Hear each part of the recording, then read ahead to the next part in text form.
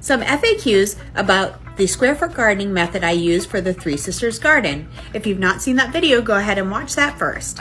Those that didn't see the first video, the purple dots represent corn, the green dots represent beans, and the blue is our vining winter squash. The most frequently asked question is, do you transplant your corn and your beans or do you direct sow? In this method, you want to direct sow. Do you direct sow them at the same time? No, you don't. Corn grows slower than beans do.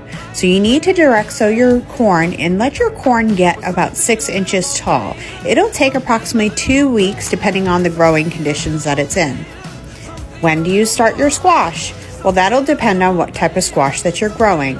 I tend to grow sugar pie pumpkins in this method and sow them around June.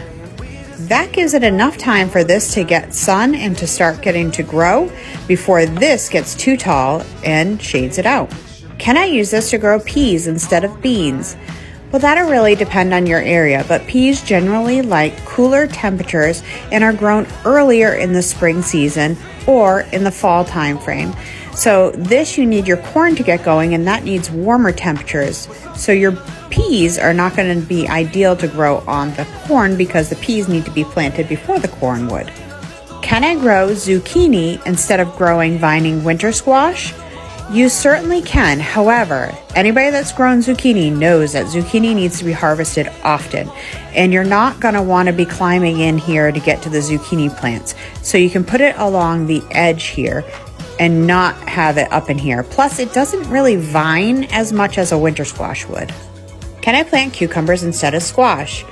Well, technically, yeah, you probably could plant cucumbers. However, cucumbers also need to be harvested very frequently, and it's going to be hard to find them in here.